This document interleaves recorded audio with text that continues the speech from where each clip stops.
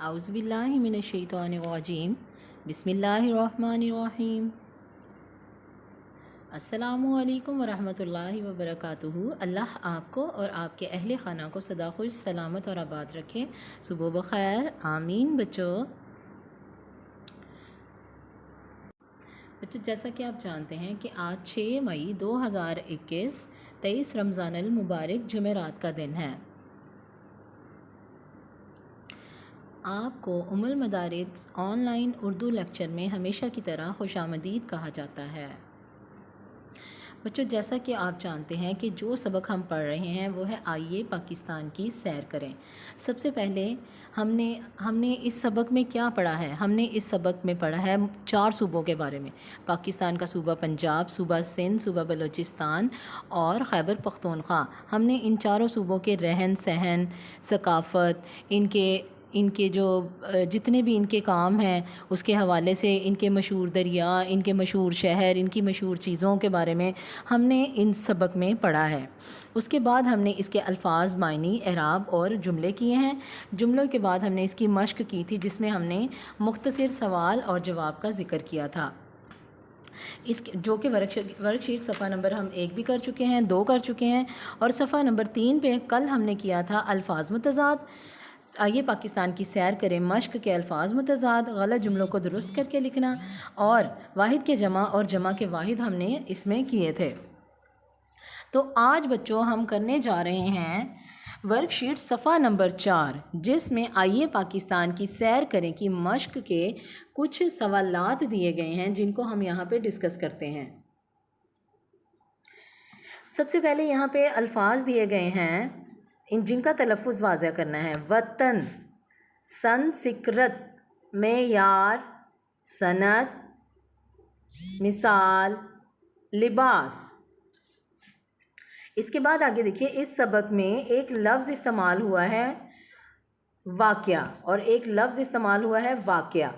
ان لفظوں کو متشابہ الفاظ کہتے ہیں۔ متشابہ الفاظ ہوتے ہیں بچوں وہ الفاظ جن کی آواز ایک جیسی ہو اور ان کے معنی مختلف ہوں، صرف ان کی آواز ایک جیسی ہے۔ جیسے طارق، طارق کا مطلب ہوتا ہے چھوڑنا، اور طارق کا مطلب ہے ستارے کا نام۔ حامی، حمایت کرنا، حامی مددگار۔ قمر جسم کے اعضاء کو کہتے ہیں، اور قمر کہتے ہیں چاند کو۔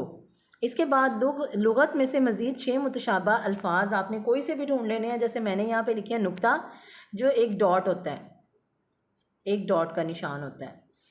اس کے بعد ہے نقطہ، باریک بات، ایک نشان اور باریک بات، یہ والا چھوٹا سا نقطہ جو ہوتا ہے۔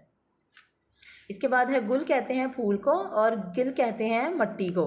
نظر کہتے ہیں نگاہ کو، اور نظر کہتے ہیں منت کو۔ تو بچوں یہ تھے کچھ متشابہ الفاظ جو میں نے لغت سے ڈھونڈ کر یہاں پہ لکھے ہیں۔ آپ یہ بھی لکھ سکتے ہیں اور آپ اس کے علاوہ بھی لکھ سکتے ہیں۔ صفحہ نمبر 4۔ اس کے بعد آگے ہے علامات وقف۔ بچوں علامات وقف کیا ہوتی ہے؟ اس میں ختمہ کا نشان ہوتا ہے، یہ دیکھیں یہ آپ کے سامنے یہ نظر آ رہا ہے، یہ ختمہ کا نشان ہے۔ یہ علامت بھرپور ٹھہراؤ کی اور جملہ مکمل یعنی ختم ہونے کے بعد لگائی جاتی ہے۔ اس کا مطلب ہے کہ یہاں رک جائیں، یعنی یہ ختمہ کا نشان ہے۔ جب آپ کا ایک جملہ پورا مکمل ہو جاتا ہے تو وہاں پہ ہم یہ لگاتے ہیں، اور اس کو ہم نے کہیں درمیان میں نہیں لگانا۔ پیراگراف پڑھیں اور ضروری ہو ختمہ لگائیں۔ چولستان کے ریگستان بھی اسی صوبے میں ہیں، یہاں پہ آئے گا ختمہ۔ یہاں پہ تھوڑا سا مسنگ ہے، اس میں آپ نے لکھنا ہے اس میں ہے۔ یہاں کھیوڑا کے مقام پر دنیا کی دوسری بڑی نمک کی کان ہے، تو اس کے بعد یہاں آئے گا ختمہ۔ اس کے بعد آ جائے گا پنجاب میں کوئلے کے بھی ذخائر موجود ہیں، اس کے علاوہ یہاں پر آئے گا ختمہ۔ اور اس کے بعد اس کے علاوہ پنجاب میں ساہیوال کے قریب ہڑپا سے ملنے والے آثار قدیمہ بھی خاص اہمیت کے حامل رکھتے ہیں، تو یہاں پہ آ جائے گا ختمہ۔ اس کے بعد آگے آ جائیں ندائیہ۔